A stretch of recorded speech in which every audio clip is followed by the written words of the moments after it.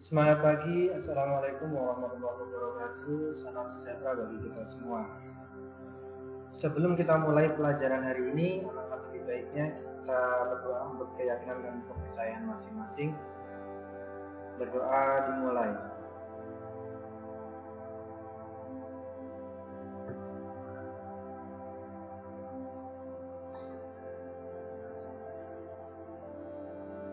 Baik, kita mulai pelajaran hari ini. Pertemuan kita pada mata pelajaran ilmu pengetahuan alam sudah sampai ke pertemuan kelima. Untuk kelas 7 SMP, saya akan kembali mengingatkan bahwa belajar IPA itu sebenarnya adalah mudah, asik, dan menyenangkan. Baik, kita mulai pelajaran hari ini dengan mengingat lagi bab atau materi apa saja yang harus kita pelajari selama satu semester ke depan. Untuk kelas 7, yang pertama, untuk bab pertama adalah objek dan pengamatannya, kemarin sudah kita bahas. Kemudian yang kedua, klasifikasi makhluk hidup yang akan kita bahas hari ini. Yang ketiga, klasifikasi materi dan perubahannya. Bab keempat, suhu dan perubahannya. Bab kelima, kalor dan perpindahannya. Sedangkan yang terakhir adalah energi dalam sistem kehidupan. Baik, untuk saat ini seperti apa yang sudah saya sampaikan di awal, kita akan membahas klasifikasi makhluk hidup. Yang pertama, untuk yang bab kedua, perlu diketahui bahwa klasifikasi makhluk hidup itu nanti akan dibagi menjadi dua pertemuan ya adik-adik. Pertemuan pertama membahas tentang makhluk hidup, sedangkan pertemuan yang kedua akan membahas tentang klasifikasi makhluk hidup. Ingat, pertemuan pertama kita akan membahas ciri makhluk hidup, pertemuan yang kedua akan membahas klasifikasi makhluk hidup. Nah, yang perlu kita ketahui sebelum kita masuk ke pembahasan adalah kita akan membahas tentang benda. Benda atau dalam hal ini kalau di ilmu cabang IPA, biologi, benda itu sering disebut dengan makhluk. Makhluk itu ada dua atau benda itu dibagi menjadi dua. Yang pertama adalah benda abiotik atau makhluk abiotik dan biotik. Ingat, ini nanti akan sering digunakan untuk untuk bahasa-bahasa biologi selanjutnya, bahasa-bahasa IPA selanjutnya. Ada abiotik dan biotik. Untuk yang abiotik, apa itu abiotik? Abiotik adalah benda atau makhluk tidak hidup. Benda atau makhluk tidak hidup. Yang pertama ada tanah, air, udara, api, bangkai, batu, kayu, dan lain-lain. Itu adalah contoh dari abiotik. Kemudian yang kedua ada biotik. Nah, untuk biotik ini sering disebut dengan benda atau makhluk hidup. Contohnya adalah tumbuhan, hewan, manusia. Oh, maaf, penulisan hewannya kurang tepat ya, harusnya seperti ini. Diulangi lagi, faktor abiotik adalah benda atau makhluk tidak hidup, sedangkan biotik adalah benda atau makhluk hidup. Nah, manusia atau kita berarti masuk ke dalam makhluk biotik atau benda biotik, makhluk hidup seperti ini ya. Oke, next kita masuk ke slide selanjutnya. Ciri makhluk hidup. Berdasarkan ilmunya, ciri makhluk hidup itu ada 8. Yang pertama adalah bernafas. Tentu kita kan masih hidup ya, kalau tidak hidup tidak bisa mendengarkan materi ini. Yang pertama adalah bernafas. Untuk bernafas, materi ini sudah dijelaskan dulu di SD, yaitu ketika kita bernafas kita menghirup oksigen atau O2 dan karbon dioksida, menghembuskan karbon dioksida maksudnya, atau CO2. Yang kedua adalah bergerak. Makhluk hidup senantiasa akan terus bergerak. Nah, bergerak adalah, definisi bergerak adalah perpindahan satu benda dari satu titik ke titik yang lain. Bergerak adalah perpindahan benda dari satu titik ke titik yang lain. Pertanyaannya adalah, tumbuhan itu bergerak atau tidak? Ternyata tumbuhan itu bergerak. hanya saja bergerak secara pasif. Bergerak karena tertiup angin, bergerak karena menanggapi rangsang, dan seterusnya. Seperti itu. Selanjutnya, ciri yang ketiga adalah makan.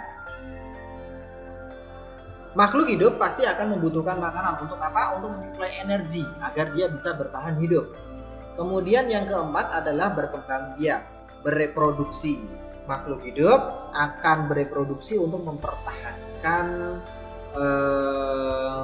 kelestarian jenisnya. Untuk berkembang biak ini bisa dengan generatif atau secara kawin, dan vegetatif atau yang secara tidak kawin. Tentu sudah dijelaskan ketika di SD. Ciri makhluk hidup yang kelima adalah iritabilitas. Iritabilitas atau peka terhadap rangsangan. Peka terhadap rangsang atau iritabilitas ini akan selalu kita dengar istilah iritabilitas. Contoh dari peka terhadap rangsang atau iritabilitas adalah putri malu apabila disentuh dia akan menutupkan daunnya. Nah, itu adalah salah satu dari sifat atau ciri makhluk hidup peka terhadap rangsang. Yang keenam adalah adaptasi atau penyesuaian diri makhluk hidup terhadap lingkungan.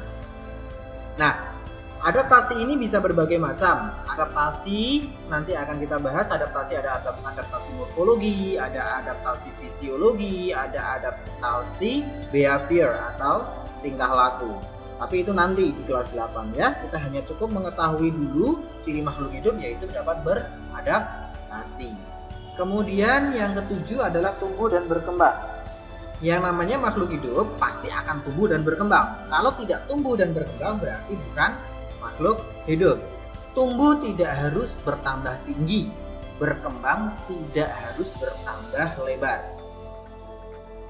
Ya, tumbuh dan berkembang artinya dari mulai bayi sampai dewasa sampai kita di titik akhir atau menghadapi kematian. Kemudian yang kedelapan adalah mengeluarkan zat sisa atau yang sering juga disebut dengan ekskresi. Nah, setiap makhluk hidup pasti mengeluarkan zat sisa. Tadi ada yang dikonsumsi, dimakan, ada juga yang dikeluarkan, ekskresi. Ya. Baik, ini adalah ciri-ciri makhluk hidup, ciri-ciri yang perlu diketahui untuk membedakan antara makhluk hidup dengan makhluk tidak hidup. Nah, sekarang pertemuan selanjutnya kita akan membahas mengenai salah satu materi, yaitu klasifikasi makhluk hidup. Saya ulangi lagi, kita akan membahas tentang klasifikasi makhluk hidup. Adik-adikku yang baik hatinya, klasifikasi makhluk hidup ini adalah materi yang menurut saya cukup berat. Kenapa? Karena banyak kata atau istilah yang nantinya asing di telinga kita. Tapi akan mudah apabila kita analogikan atau kita bayangkan. Kita siap-siap belajar berimajinasi. Oke? Nah, pertanyaannya adalah, apa sih klasifikasi makhluk hidup itu?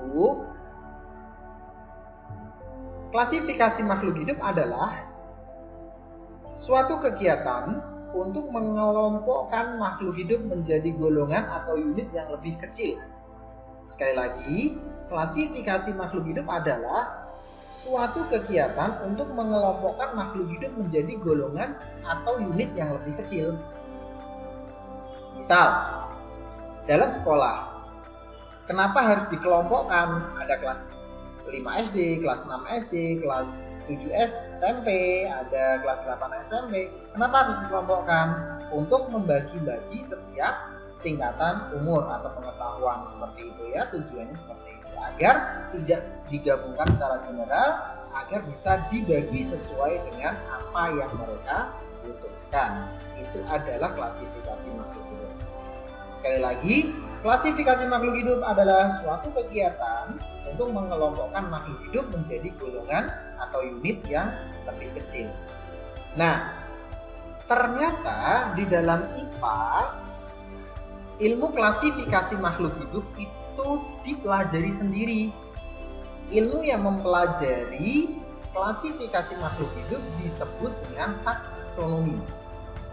Taksonomi adalah ilmu yang khusus mempelajari tentang pengelompokan atau klasifikasi makhluk hidup dengan tujuan agar pengelompokan itu dapat dibedakan fungsi dan jenisnya.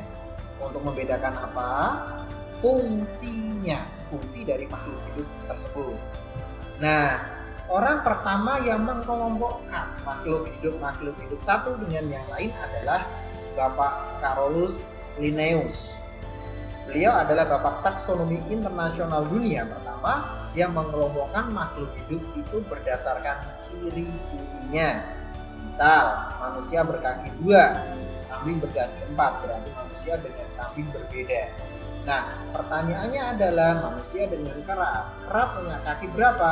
Oh, ternyata kera kakinya juga 2, tetapi tangan depan atau kaki depan berfungsinya tidak semestinya seperti manusia, sehingga manusia dengan kera dibedakan secara taksonomi, secara klasifikasi. Untuk mengetahui fungsinya, manusia tidak bisa bergelantungan di pohon seperti kera ya maksudnya ya.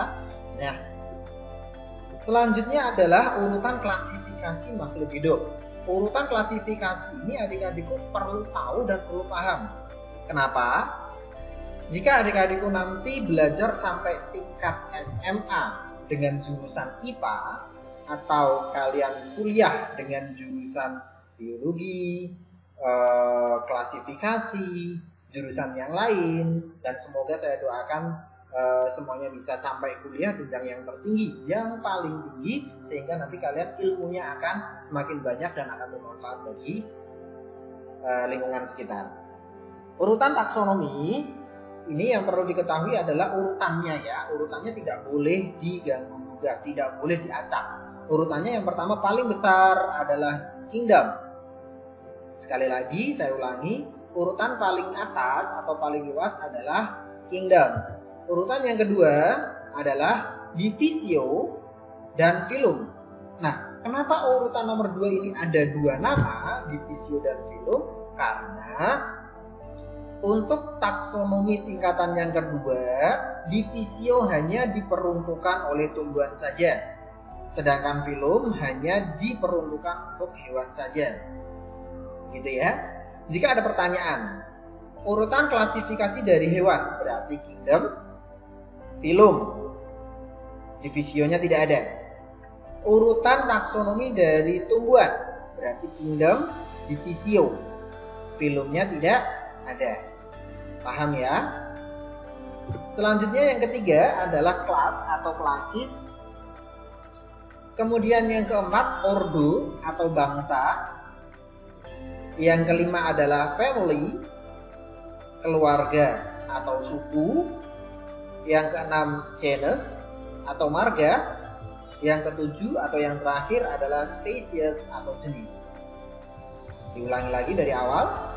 Yang pertama adalah kingdom, divisio atau phylum, class, ordo, family, genus, dan species.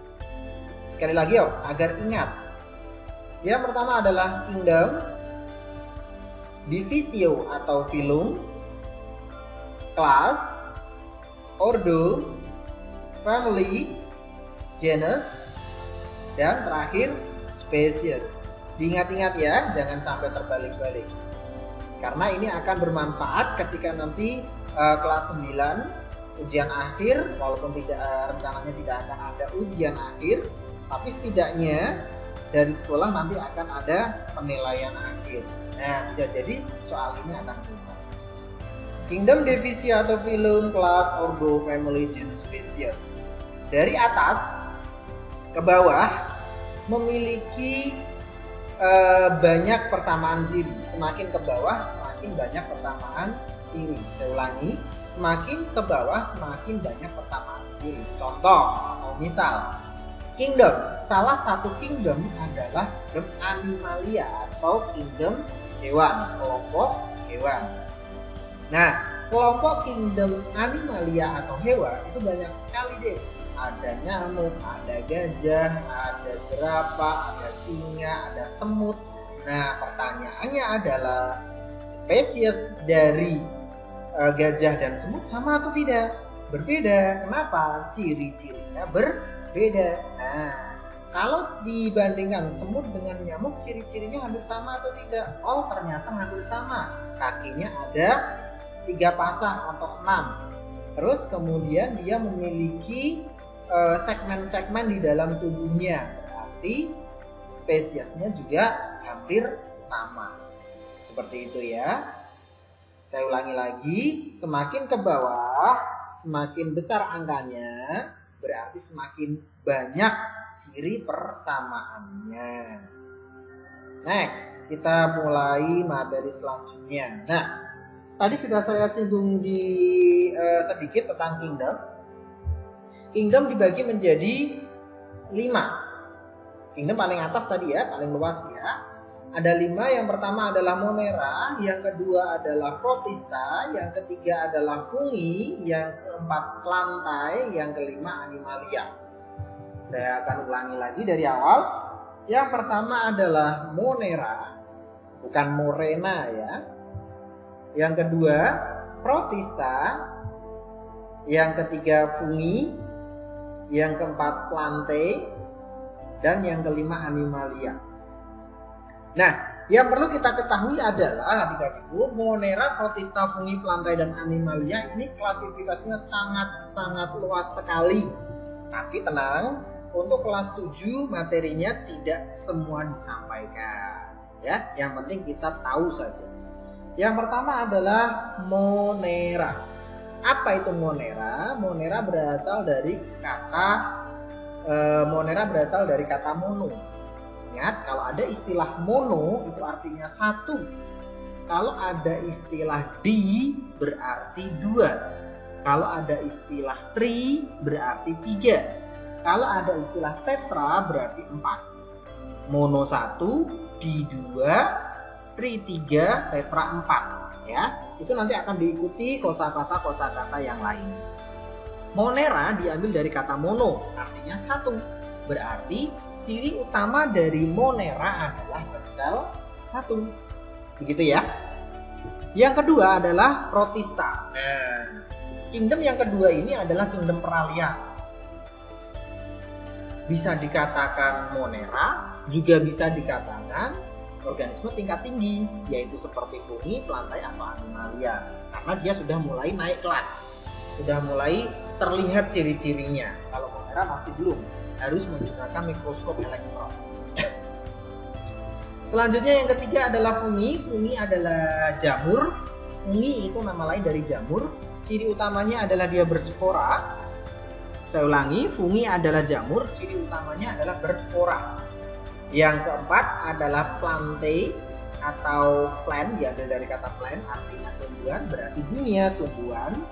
Ciri utamanya adalah berklorofil sehingga dia mampu berfotosintesis. Plantae berklorofil, berfotosintesis. Ingat. Kemudian yang kelima adalah Animalia atau kelompok animal atau hewan. Dengan ciri utamanya adalah dia mampu atau dapat bergerak.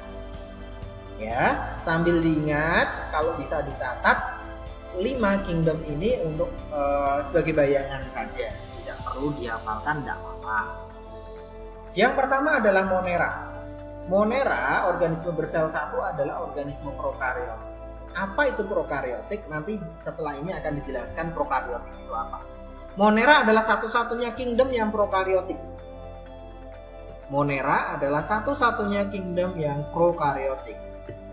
Sedangkan Fungi, Plantae, Animalia adalah organisme eukaryotik. Fungi, Plantae, Animalia adalah eukaryotik. Lah, Protista apa?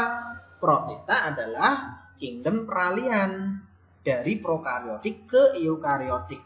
Bisa dimasukkan ke prokaryotik, tapi dia sudah memiliki ciri eukaryotik. Tapi kalau dimasukkan ke eukaryotik, dia masih prokaryotik. Jadi masih semua ambigu, masih samar-samar. Ya, apa sih prokaryotik? Apa sih eukaryotik? Prokaryotik adalah yang belum atau makhluk hidup yang belum memiliki membran inti sel. Prokariotik adalah organisme atau makhluk hidup yang belum memiliki inti sel. Ini yang saya perlu garis bawahi. Prokariotik adalah yang belum atau tidak memiliki membran inti sel. Membran inti sel ya, hati-hati, membran inti sel.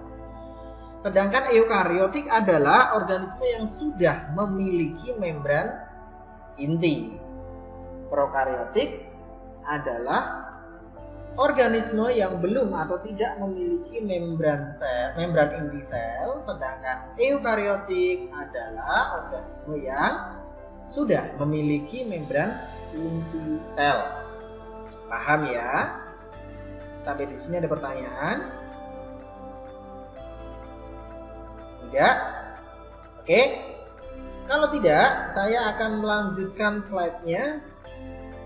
Kingdom tadi dibagi menjadi 5. Ada Monera, ada Protista, ada fungi atau jamur, ada plantae atau dunia tumbuhan, dan yang terakhir ada animalia. Nah, sekarang kita coba mengenal 5 kingdom itu secara dekat. Yang pertama adalah Monera bersel 1 ya. Monera itu dibagi menjadi 2. Yang pertama adalah bakteri atau bakteria, yang kedua adalah cyanobacter atau alga biru. Cukup tahu saja, diletakkan di hati. Monera contohnya adalah bakteri dan cyanobacter atau alga biru. Yang kedua ada Protista.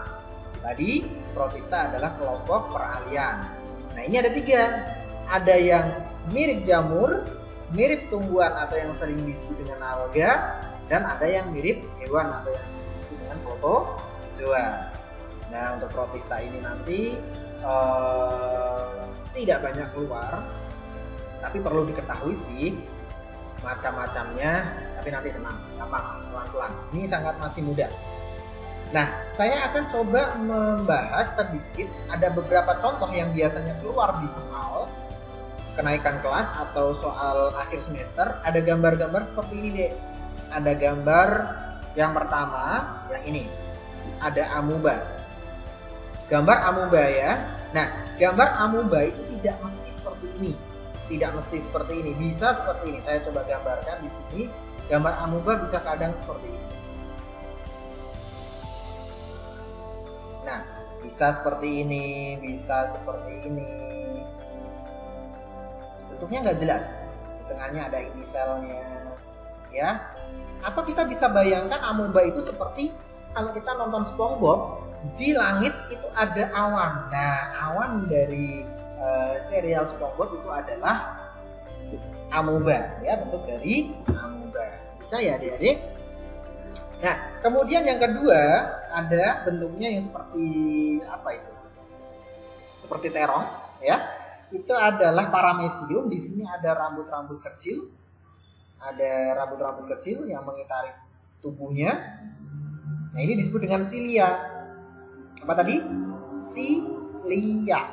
Nah, paramecium memiliki silia. Kemudian yang ketiga adalah sporozoa. Nah, ini ada sporozoa. Sporozoa itu bentuknya juga variasi, tidak mesti seperti ini, bentuknya beraneka ragam. Kemudian yang terakhir adalah Euglena viridis atau Euglena sp. Nah, untuk Euglena viridis atau Euglena sp ini bentuknya seperti ini. Nah, oke, itu adalah sedikit pengetahuan tentang Protista. Kita lanjutkan ke kingdom selanjutnya, yaitu fungi atau jamur. Tadi kita sudah bahas sedikit tentang fungi atau jamur. Fungi atau jamur cirinya adalah berspora dan hifa. Saya akan memberikan sedikit informasi bahwa fungi nanti akan kembali dipelajari di kelas 9. Fungi atau jamur nanti akan kembali dipelajari di kelas 9. Jadi hati-hati. Ya. Tidak perlu dihafal, tapi kalau bisa diingat. Fungi, jamur. Ya. Nah, fungi dibagi menjadi 3. Yang pertama adalah zygomicota, ascomycota, basidiomycota. Zygomycota, ascomycota, basidiomycota. Ini ya. Nah, Zygomycota, ascomycota, basidiomycota tidak perlu dihafalkan, tidak apa-apa. Yang perlu diingat adalah ini. Zygomycota contohnya adalah Rhizopus oligosporus. Wah, susah banget nih namanya. Ya, seperti di awal yang sudah saya katakan, banyak bahasa asing yang akan kita dapatkan. Tidak perlu dihafalkan, tidak apa-apa. Tapi diingat, harus diingat. Rhizopus oligosporus adalah jamur yang digunakan untuk membuat tempe atau yang kita sering sebut dengan ragi tempe, Rhizopus oligosporus. Nah, nanti akan dibahas lagi Rhizopus oligosporus di kelas 9. Yang termasuk kelompok ascomycota. Yang termasuk ascomycota ada 3. Ada Aspergillus wenti untuk pembuatan kecap, Saccharomyces cerevisiae untuk pembuatan tape, dan Penicillium notatum untuk antibiotik, penisilin biasanya. Saya ulangi, ada Aspergillus wenti untuk pembuatan kecap, Saccharomyces cerevisiae untuk pembuatan tape, dan Penicillium notatum untuk antibiotik. Dan yang terakhir ini adalah jamur-jamur yang biasanya kita makan. Ada jamur tiram, ada jamur merang, ada jamur, banyak sekali jamur-jamur yang masuk ke dalam kelompok Basidiomycota. Sudah ada bayangan ya tentang jamur. Selanjutnya yang keempat. Nah, siap tidak siap, mau tidak mau, pelantai ini harus kita ingat. Karena apa? Kita pernah melihat secara langsung hampir semuanya, semua jenis tumbuhan ada di sekitar kita, di lingkungan sekitar. Nah, pelantai atau tumbuhan dibagi menjadi 2. Yang pertama adalah sporophyta atau dia berspora, dan yang pertama adalah sporophyta, dia berspora. Sporophyta dibagi menjadi 2. Yang pertama adalah bryophyta. Mana tadi? Bryophyta. Dan yang kedua adalah Pteridophyta atau tumbuhan paku. Saya ulangi, ada bryophyta, ada Pteridophyta. Oke, bryophyta nama lain dari tumbuhan lumut, Pteridophyta nama lain dari tumbuhan paku. Selanjutnya ada spermatophyta. Spermatophyta atau tumbuhan berbiji dibagi 2 juga. Yang pertama adalah ada gymnospermae dan ada angiospermae. Kalau angiospermae dibagi menjadi 2, dikotil dan monokotil. Yuk kita kenalan dulu dengan materi tambahan. Dengan materi tambahan di sini, untuk bryophyta ini pernah keluar di soal kenaikan kelas. Jadi saya jelaskan sedikit metagenesis dari tadi bryophyta. Apa itu metagenesis? Fase pergantian siklus reproduksi. Siklus reproduksi ada 2, ada generatif dan vegetatif. Ada secara kawin dan tidak kawin, gitu ya. Bryophyta diawali dari pembentukan spora. Spora akan tumbuh menjadi protonema. Kemudian dari protonema akan membentuk tumbuhan lumut. Saya ulangi, spora tumbuh menjadi protonema, tumbuh menjadi tumbuhan lumut. Nah, tumbuhan lumut sendiri dibagi menjadi 2. Ada lumut jantan dan lumut betina. Lumut jantan akan menghasilkan gamet jantan, dan lumut betina akan menghasilkan gamet betina. Ingat, seperti ini siklusnya. Ini buat tugas, dicatat di buku. Dicatat di buku, nanti suatu saat saya akan meminta catatan itu untuk dikirimkan lewat Google Classroom. Ya, siklus metagenesis dari bryophyta dan Pteridophyta. Oke. Gamet betina dan gamet jantan akan bertemu untuk menghasilkan zigot. Nah, zigot itu nanti akan berubah atau dibentuk menjadi sporogonium. Sporogonium akan menghasilkan menghasilkan spora. Nah, spora, protonema sampai ke sporogonium akan kembali lagi. Ini yang dinamakan adalah siklus metagenesis. Dari siklus metagenesis Bryophyta ini, mana sih bagian yang gametofit atau generatif? Bagian gametofit dari Bryophyta adalah protonema. Ingat, bagian generatif atau bagian gametofit dari Bryophyta adalah protonema. Oke ya. Di sini akan saya tambahkan informasi sedikit berkaitan dengan huruf N dan 2N yang ada di dalam siklus tadi. Sifat sel itu ada dua, Dek. Ada haploid atau yang disimbolkan dengan huruf N dan diploid yang disimbolkan dengan huruf atau huruf angka 2N. Haploid dengan N, diploid dengan 2N. Di 2, mono 1. Haploid N, diploid 2N. Apa itu haploid? Haploid adalah sel atau organisme yang hanya memiliki separuh dari jumlah set kromosom. Apa sih pembahasan ini? Nanti di kelas 9. Pada saat materi pembelahan sel atau sistem reproduksi pada makhluk hidup. Nanti akan dibahas mengenai sifat sel ini. Yang penting kalian cukup tahu dulu apa itu haploid. Haploid adalah sifat. Ya, sifat sel karena dia memiliki hanya separuh dari jumlah set kromosom. Sedangkan diploid, sel atau organisme tersebut memiliki 2 set kromosom lengkap di inti sel. Oke, tidak perlu dihafalkan, cukup tahu saja. Nah, tadi Bryophyta metagenesisnya kita sudah mengetahui. Sedangkan metagenesis dari Pteridophyta seperti apa? Metagenesis dari Pteridophyta hampir sama, berbedanya sedikit. Yang pertama adalah tumbuhan Pteridophyta diawali dari spora, membentuk protalium. Nah, protalium di Pteridophyta di sini akan menghasilkan 2 induk jantan Antheridium dan induk betina yaitu Archegonium. Saya ulangi, kalau di Bryophyta tadi protonema turun menjadi tumbuhan lumut, kalau di Pteridophyta protanium langsung dibagi menjadi 2, induk jantan Antheridium dan induk betina Archegonium.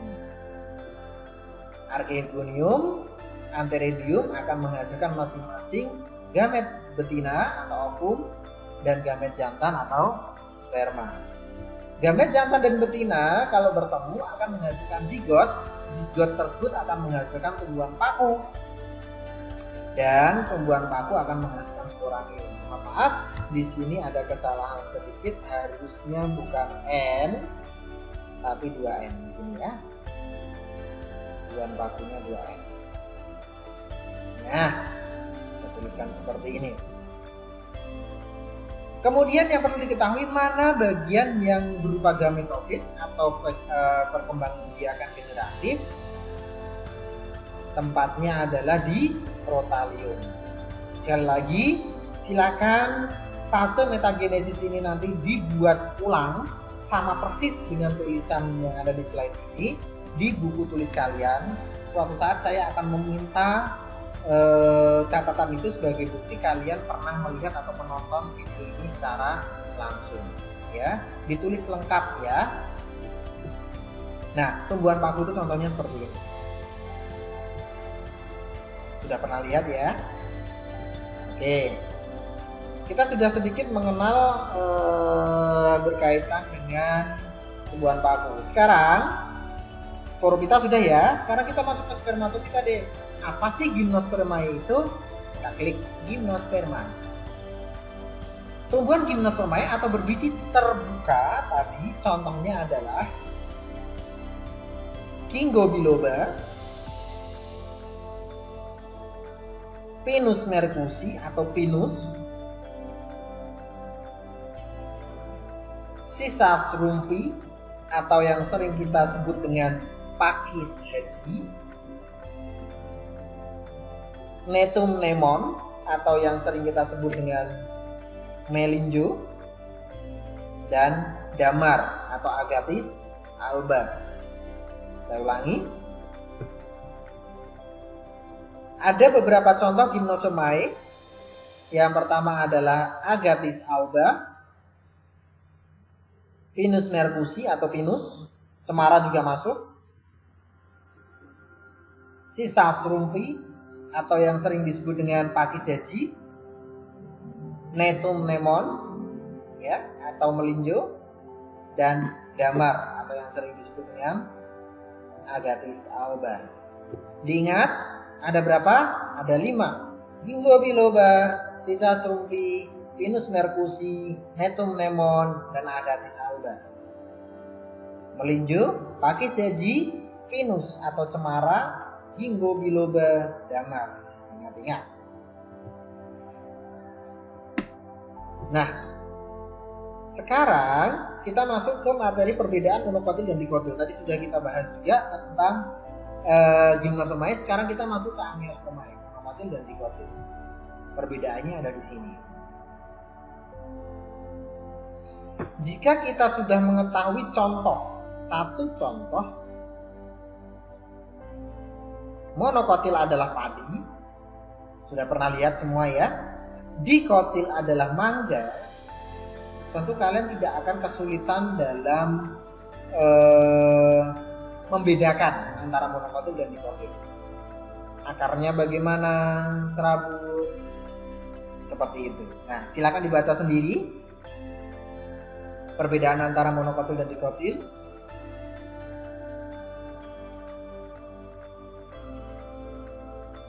Sudah ya? Perbedaannya seperti ini. Terus bentuknya seperti apa? Bentuk dari serabut, tunggang, dan seterusnya adalah seperti ini. Ini monokotil, ini dikotil. Silakan diperhatikan dengan seksama gambarnya. Sudah? Oke, saya lanjutkan ke pembahasan selanjutnya. Nah, lantai kita sudah selesai. Kita sudah mengenal garis besar dunia tumbuhan. Sekarang kita coba mengenal dunia hewan yang terakhir, Animalia. Kingdom terakhir Animalia. Maaf, ini bukan berklorofil ya. Animalia cirinya bukan berklorofil. Cirinya adalah bergerak. Dia punya alat gerak.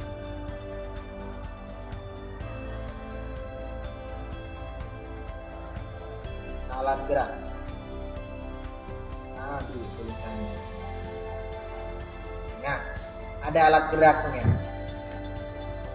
Dibagi menjadi 2 kelompok. Kelompok yang pertama adalah invertebrata, kelompok yang tidak bertulang belakang. Sedangkan yang kedua adalah vertebrata, adalah kelompok yang bertulang belakang. Invertebrata tidak bertulang belakang, sedangkan vertebrata bertulang belakang. Dibagi menjadi 1, 2, 3, 4, 5, 6. Ada 6 kelompok. Silakan dibaca di dalam hati pelan-pelan kelima-limanya.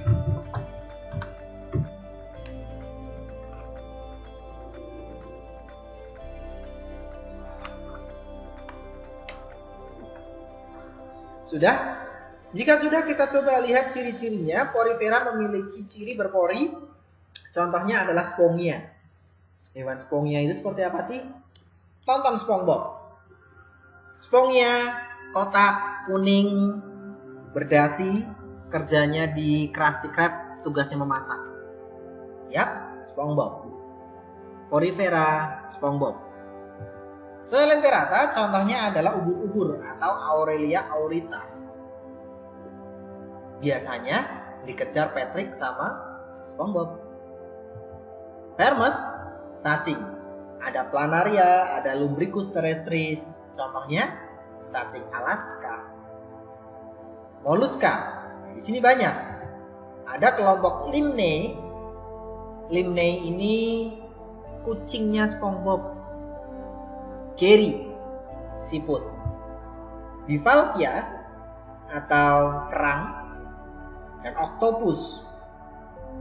Gurita, tetangga SpongeBob yang paling menjengkelkan, Squidward. Echinodermata contohnya adalah Acanthster flensi. Apa itu? Patrick, bintang laut. Arthropoda ada Oroctonus. Oroctonus ini kalajengking. Portunus atau yang sering kita bisa katakan itu kaki seribu, Louis. Dan Caelifera atau belalang. Namanya susah-susah ya, tidak perlu dihafalkan, cukup tahu saja. Sedangkan vertebrata dibagi menjadi 5 kelompok, yaitu PARAM. Apa? Parang. Vertebrata dibagi menjadi 5 PARAM. Pisces, amfibi, reptil, apes, mamalia. Pisces, ikan. Amfibi, katak. Reptil, ular, buaya, kura-kura. Apes, burung, ayam, dan sejenisnya. Mamalia, hewan menyusui, biasanya hewan berkaki 4.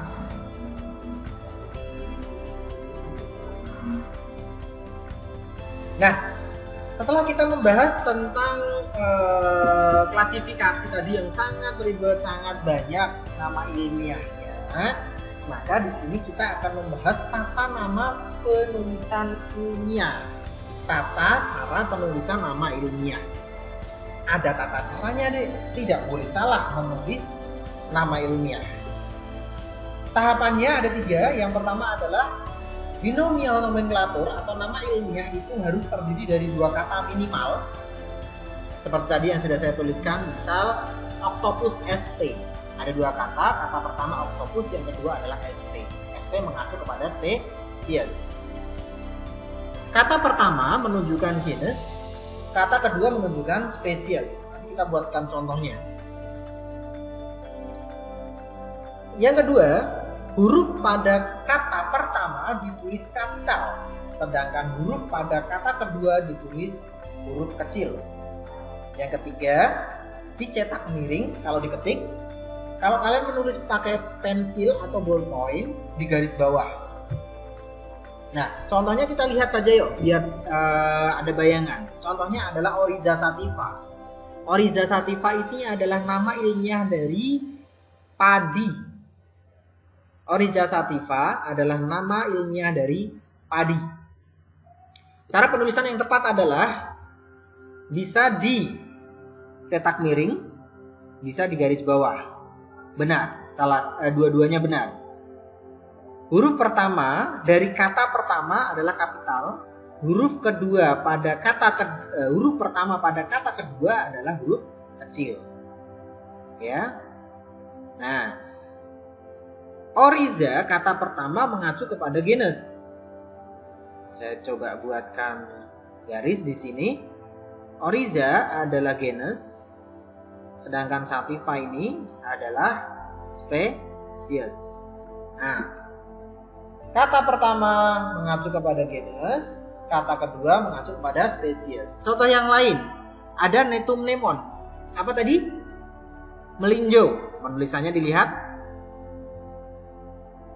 Yang ketiga, ada Panthera tigris. Dari namanya juga bisa dilihat Panthera tigris. Ada nama lain atau nama ilmiah dari harimau, cheetah, panther, ya. Ada yang keempat, Gallus domesticus. Nama lain dari ayam. Musansa paradisa adalah nama lain dari pisang. Nah, ini adalah contoh-contoh nama ilmiah yang tidak perlu dihafalkan, tapi kalian wajib tahu. Bagaimana caranya? Semakin kalian banyak membaca, ada LKS, sudah dapat LKS, silakan dibaca. Atau di buku paket, ada nanti nama-nama ilmiah. Suatu saat kalian saya beri tugas untuk menemukan beberapa nama ilmiah. Ya, tidak perlu dihafalkan. Silahkan kalian cari di Google. Ya, tugas IPA itu tidak perlu, tidak harus tutup buku. Kalian silahkan buka buku kalau mengerjakan. Oke. Selanjutnya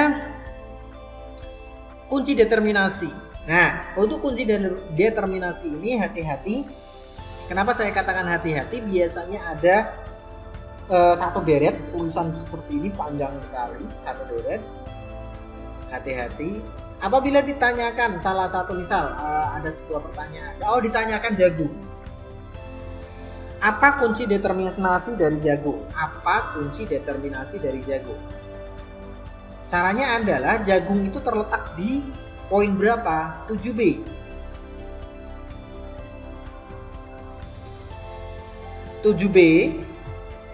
7B yang mengacu kepada angka 7 yang mana? Nomor 6A. Seperti ini. Masih bingung ya? Saya ulangi. Kunci determinasi dari jagung, misal atau contoh. Silakan kalian tulis di sini 7B. Tulis 7B. 7B. Ini ya. Dari belakang ke depan. 7B. Kemudian di depannya 7B ada apa?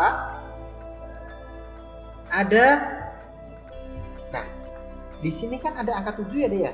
Lihatlah angka 7 di sisi yang lain. Set, ke sini. Ada lagi nggak angka 7? Nggak ada kan selain ini kan? Nah, angka 7 di sini, tarik garis lurus ke sini. Set. 7 ini berada di angka 6A. Berarti kita tulis di sini adalah 6A. Ini ya. Nah, 7B 6A. Paham ya? Berarti di atasnya kita harus nyari angka 6 di sisi sebelah sini. Ada angka 6 di mana? Oh, di atas angka 7. Nah, di sini. 6 ini adalah garis lurus dari 5B. 5B silakan kita tulis di sini. 5B. Nah, sudah ketemu 7B, 6A, 5B. 7B, 6A, 5B. Oke. 5B. Nah, angka 5 ini silakan kalian cari sebelah sini. Sebelah mana? Sebelah kanan dari kalian. Nah, 5-nya ada ya? Ketemu ya? Oh, 5-nya di sini. Angka 5 ini ada di tempat 4B. Berarti tulis 4B-nya di mana? Nah, tulis di sini. 4B. Oke. Nah, 4. Di sini ada angka 4. 4B. Pindah ke kanan. Set. 4-nya di sini. 4 ada 2. Bisa di 3A, bisa di 3B. Pertanyaannya adalah jagung itu berbunga atau tidak? Jagung itu berbunga atau tidak?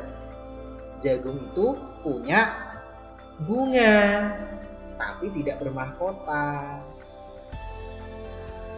Nah, bunga jagung itu yang di mana? Bunga jagung itu ya serabutnya itu bunganya.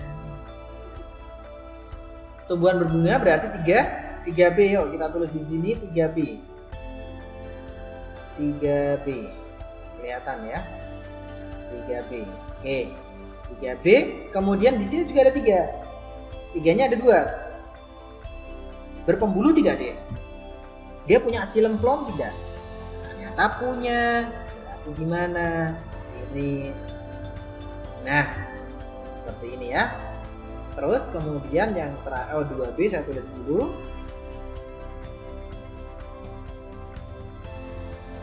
2B. Nah, seperti ini. Terus kemudian yang terakhir adalah nomor 2 hanya ada di 1A.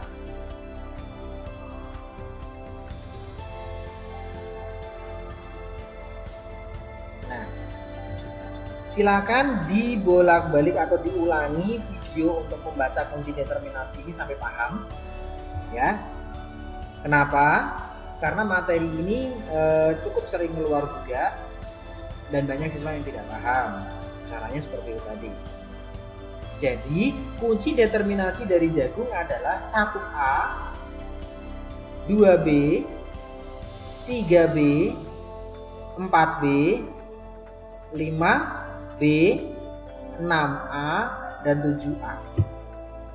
Kunci dari jagung adalah 1A, 2B, 3B, 4B, 5B, 6A, dan 7B. Itu untuk tumbuhan. Kalau hewan bagaimana? Nah, ini contohnya. Misal ada pertanyaan AVES. 1A, 2B, 4A, 5B, 7B, 8B. Kita coba lihat AVES. Burung. 8B. Lihat sebelah kanan, 8. 7.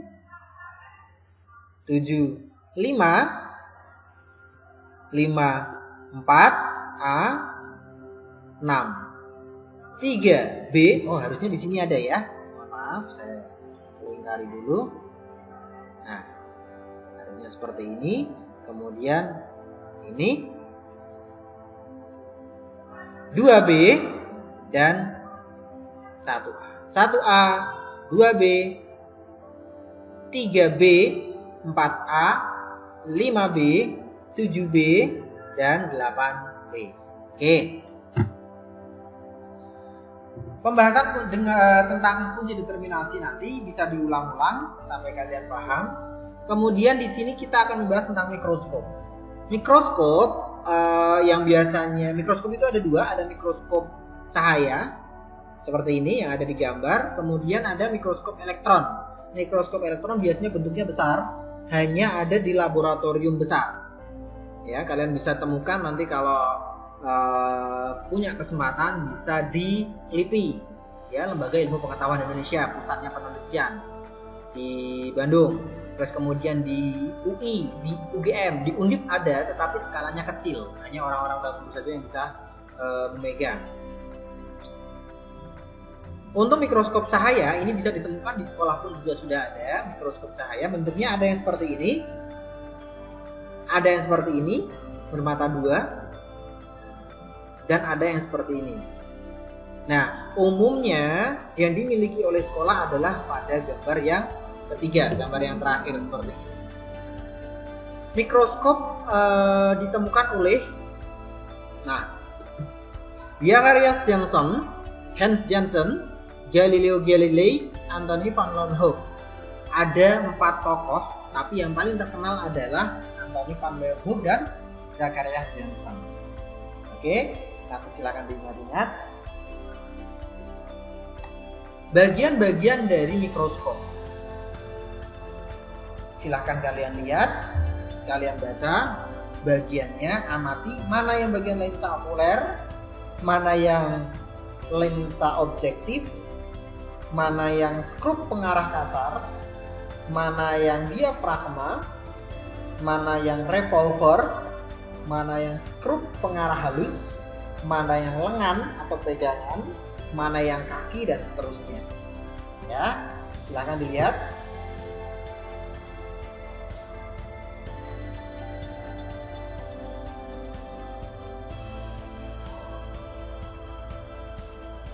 Jika kalian sudah melihat,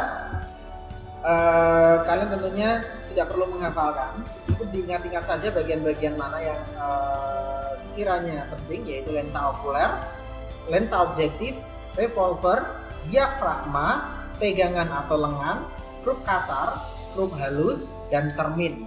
Itu yang sering ditanyakan. Oke? Baik adik-adikku, materi hari ini cukup sekian sampai di bagian mikroskop. Apabila penjelasan ini terlalu cepat, silahkan kalian ulangi lagi dan ulangi lagi sampai kalian benar-benar paham. Jika ada pertanyaan, silahkan ditanyakan di grup WA. Oke?